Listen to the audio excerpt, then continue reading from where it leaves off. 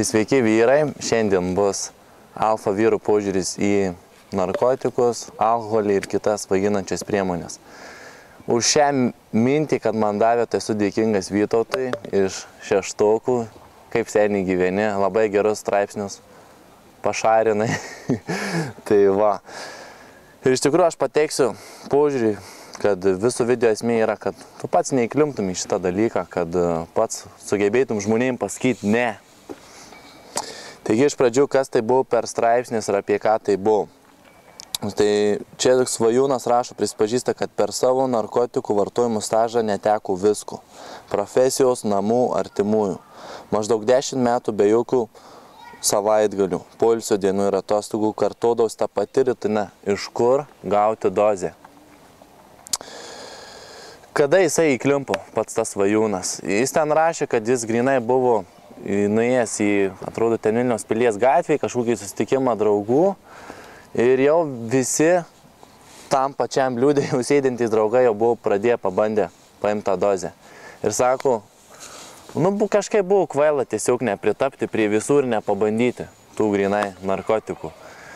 Taigi čia aš jau noriu sustabdyti jį ir grinai pasakyti, kad va čia yra jau grinas beta vyrų mąstymas. Kada jisai sako, kad norėsi pritapti prie kitų. Alfa vyras jis niekada nesistengia pritapti prie kitų, prie jo kiti stengiasi pritapti. Skirtumas, grinai fundamentalus mąstymas, kad aš niekada neinu į kitų žmonių kuriamas realybės, siūloma pasaulyje žiūra, o aš pats kuriu savo. Aš pats nustatau savo draugus ir draugams pasakau tokį dalyką. Ne, man nereikia nei vienos dozės iš jūsų. Aš žinau vieno dalyko, ko jums visiems reikia. Ar norite žinoti tą dalyką? Ir žiūrėkit, tas dalykas jums duos. Jums nereikės jokių dozių. Jūs galėsite atsipalaiduoti, šokti su moterimis, bendrauti, tūsintis, kaip sako jaunimas, visiškai be alkoholio, blaivi. Aš žinot, kokiu dalyku, tik vienu reikia, kad tu galėtum blaivas, taupyti klube pinigus, vilioti kaip ekspertas moteris, pritraukti ir supažinti su kokybišką moterimi, kokius tai reikia savybės. Nu ir jie pradės, aišku, spėlioti ir tu, kai būdamas alfa vyras, papasakos, kokia tai yra savybė. Aišku, šie vyrai juokavo, bet sąlyginai taip ir gali, aišku, padaryti čia nieko tokio. Ir mes kažkada jam su draugu mieste, su mokiniu, atsiprašau, ir mieste ir sakom, tai kiek yra mūsų, kiek čia yra Vilniuje tokių, kurie eina 12 valandą šeštadienį grinai blaivus. Blaivus eina, tiesiog bendrauja su moterimis, linksminasi. Kiek tokių yra? Taigi antras dalykas yra alfa vyras, niekada jis neleidžia alkoholiui, narkotikams kokiem, žolėm, keisti jau būseną. Jeigu tau reikia išoriniais priemonės, ten kažkokių svaigalų, kad tu nori pakeisti savo būseną, ten atsipalaiduoti, žinai, pralinksmėti, tai vadinasi, tu nesugebi vienu dalyku. Tai yra sutvarkyti savo minčių, sutvarkyti savo mąstymą galvai. Nes vadinasi, supranti, kaip yra, kaip, pavyzdžiui, mes sugebam atsipalaiduoti išėję grinai, ateidami į klubus ar į kažkokius barus, ar draugų vakarėlį, kai visi geria, o tu, pavyzdžiui, negeri. Aišku, visiems žmonėms sakai, kad tu vairuoji. Bet tu iš tikrųjų nevairuoji, bet tu negeri. Sakai, kad vairuoji, kad jie suprastų, ten neklausinėtų, tai kodėl tu toks, žinai. Nes, žiūrėk, kaip alfa vyras mąsto. Eilinis beta vyras mąsto štai taip. Aš kai išgersiu, man pralaisvės liežuvis, aš galėsiu laisviau bendrauti su moterimis. Tai yra neteisingas tikėjimas jo viduje, kurį reikia keisti į alfa vyrų tikėjimą. Kiekvienas lašas alkoholiu man silpnins mano bendravimą su moterimis ir lėtins reakcijos laiką. Štai kaip alfa vyras mąsto, vat grinai. Ir tu žinai, kad bent kiekvieną lašą išgersi alkoholį, tau silpnės reakcijos laikas sutrumpės ir plius tu jau pradėsi vis prasčiau bendrauti. Aš šiandien pasakosiu, aš savo naujoje knygoje šitoje alfa vyrų požiūrį santykius aprašiau grinai vyrų istoriją klientų, kuris kaip vilioju savo bendradarbį ir kai jis išgėrė per daug, kas atsitiko. Jeigu jis būtų negėręs iš viso, jau visai būtų kiti rezultatai, grynai alkoholis jį stabdo. Taigi, kas toliau pas jį buvo? Čia dėl hepatito C, čia tikrai neverta. Kiek kainuoja dozė, kas darosi su kūnu, kai jis laiku negauna dozės. Pavyzdžiui, pažiūrėkit, grynai jūs turite suprasti, kad tas narkotikas, aš ten neminėsiu koks, nesvarbu, bet jie visi, jie kelia priklausomybę, nes iš varguolių, kai sakau, daro biznį, tiesiog žmogų nori pririšti, jį prirakinti, kad jis būtų priklausomas nuo tos dozės, kad jeigu jis negauna tos dozės, jį ištinka visokiausia, supranti, baisios būsenos. Jį krečia drebulys, jam ten kyla temperatūra, jis raitus, jis staugia, jam haliucinacijos kyla, jam reikia gauti dozės. Vienintelis dalykas grynai, kas išspręstų jo tą grynai dabar problemą ir tą būseną, tai yra, kad jis gautų dozę. Taigi jam taip yra grynai sugadinamas gyvenimas, nes tam, kad jis gautų dozės, turi eiti vogti. Bet čia nėra kalti nei narkotikų prekeiviai platintojai, nei valstybė, supranti. Negali tu jų kaltinti. Vienintelis žmogus, kuris čia yra kaltas, esi tik tu.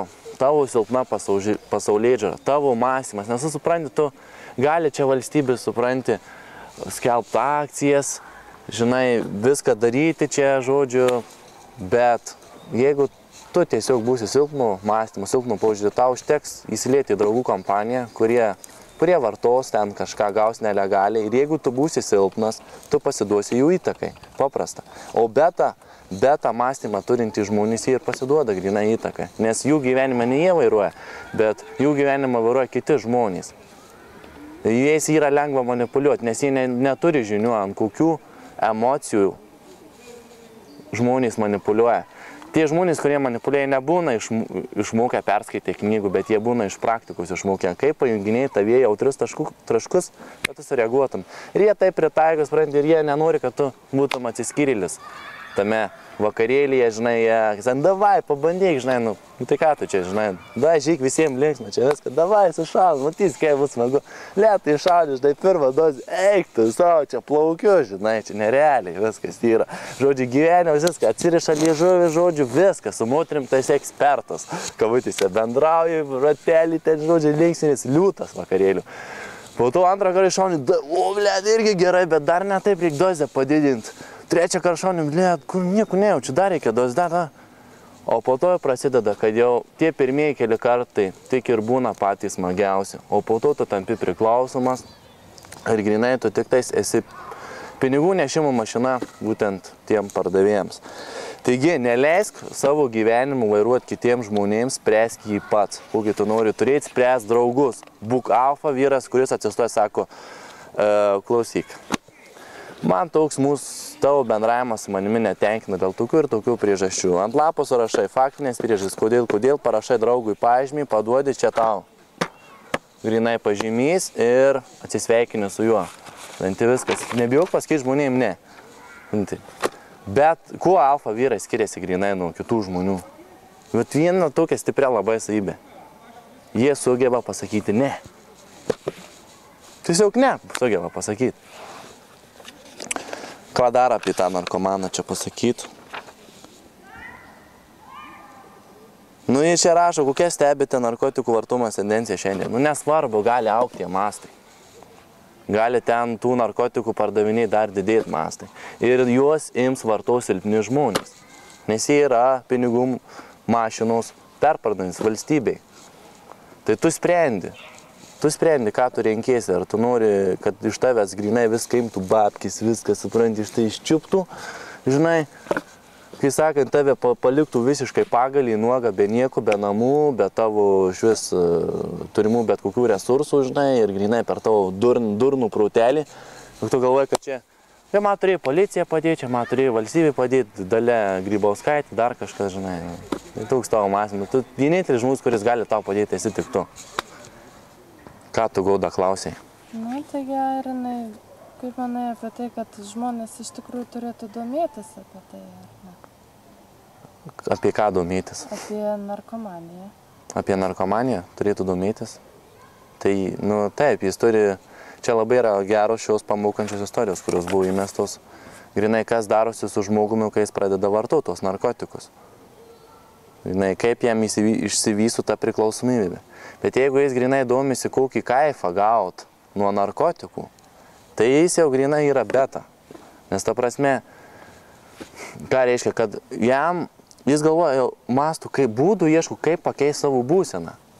Jisai nesugeba savo būsenos pakeisti per savo mąstymą. Sėkmingi žmonės yra, jie sėkmingi dėl to, kad jie būseną sugeba savo keisti.